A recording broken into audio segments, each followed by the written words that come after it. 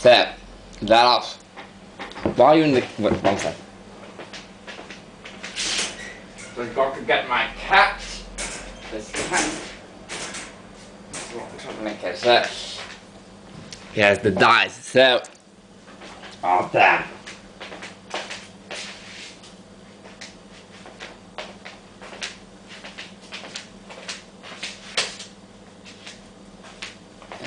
Inevitably.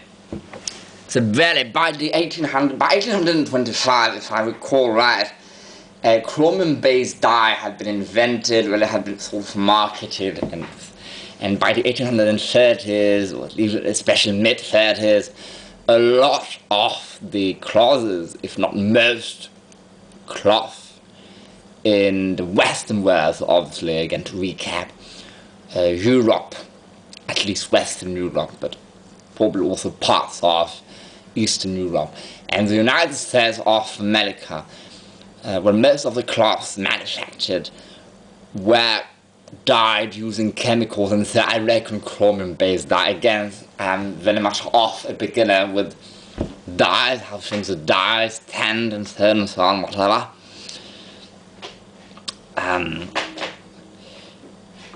But yes, by the 1840s, even though this is 1846, again, acetylene dye had just been invented, and thus, I think it had just been, was it not 1856? I think it was 1846. So it had just been invented. Normally, none of those characters present would have sported cloth that had been acetylene dyed for. They would have all sported second-hand balls were given to them that had been created before. But most likely, most, if not all of their items of clothing for near all the characters present, especially for the natives, because they have a little bit more money and are born and bred in the United States of America and New York, which was very modern compared to other places in the world, they would have had chemically dyed fabrics, cloths, and so garments, since garments are made out of cloths, and so they would have been able to achieve such bright colors. So that in a movie, yes, as it is, as I see it, as per my knowledge, which is much more than the average would-be historian, cloth expert, whatever, still this looks very accurate, they look very dirty.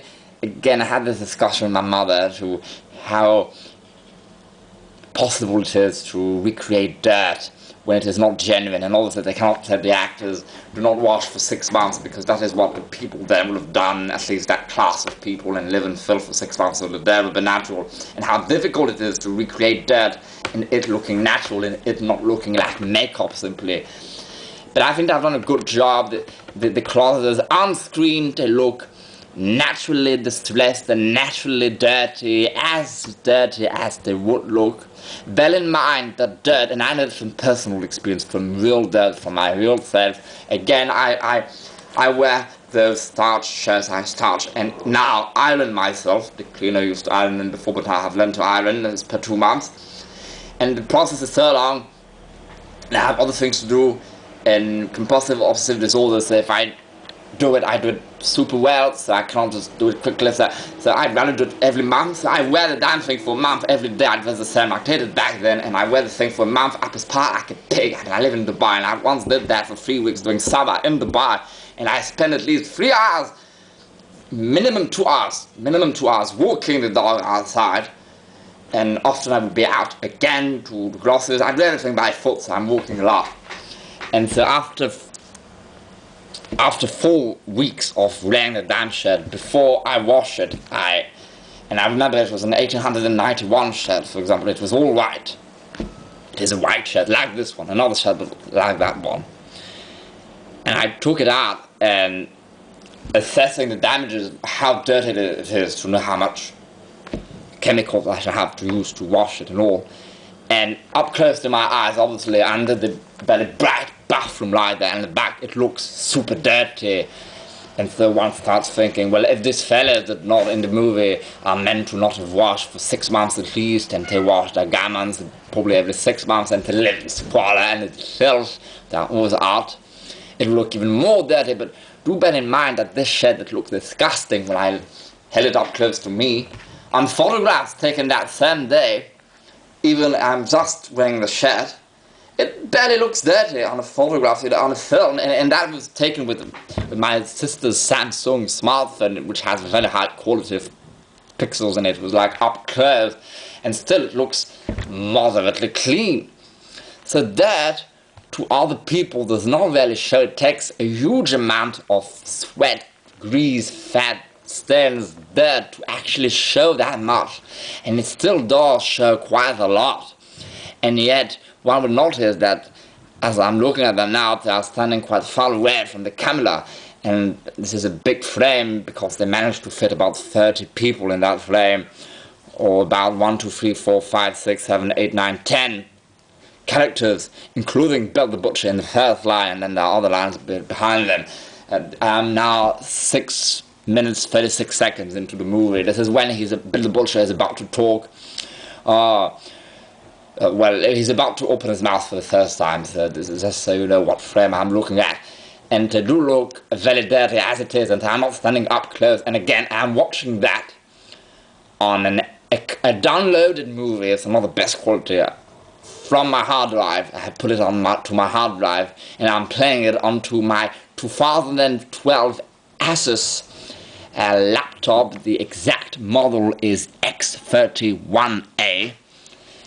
And obviously it is not on the big screen, and still it does show the dirt quite well, and that all their shirts, all of them have white shirts, which is very accurate. They will not have supported white shirts because they would have looked horrendously disgusting too quickly. So that working class would only maybe have a white shirt for weddings or something. So none of them have a white shirt, which is great. Even though that seemed like it could have been white initially, as more sort of cream. And then they have a lot of sweat stains, especially on the bosom area, which looks very accurate. So what I really love about that movie is how to reproduce the dirt, unlike in other films where it just looks so clean. I mean, even the rich characters look too clean. That should be saying something. As I said about Downton Abbey, or the very recent series, Victoria, the television series, not the movie, which is about Queen Victoria, when she was young, the 1830s and 40s, and she marries Prince Albert. I forgot the actor's name, and I watched the entire series. I think I only skipped through 2 episodes. And I mean, some things are so dumb. I mean, however rich and important they are, Prince Albert is literally riding on his horse. He is meant to have been riding the entire afternoon, and then he unsaddles, and his breeches are white, and they're perfectly clean when they're right. And this is just impossible, even in modern day. I mean, if you have been riding through a forest in England, which is damp and humid, this is during autumn, and you are sporting bright white breeches made out of leather, thin, unwashable, probably goatskin leather.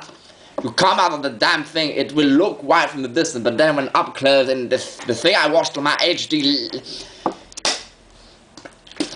2010 big screen in France, again 3 years ago, and it was just like we saw him up close, and it was still pure white. It was way too clean, and this is how inaccurate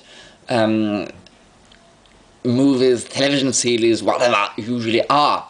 But on that movie, it looks, when I first saw that, I was impressed by, damn, I'm generally looking at 1860s hardcore gangsters from the West Slum. Not 1860s, actually they look like 1860s, so in my mind it is 1860s, but it's supposed to be set in 1846. They look, even the attitude of Martin Scorsese was a very good director. All the actors are acting well, they look badass, they walk in a believable way, that they do not just come up. They look badass, they look hardcore, they look like they are leaving this life, which is ages away from ours, and because of the technologies, because of how hard and horrible their life probably is, and how horrible their childhood was, and how horrible they are. And you want to get away from them. I mean, you forget these are actual actors, and from 2002, I mean, everything. So now there's a big mistake. About this coat, I will finish about the coat. The coat on screen as it is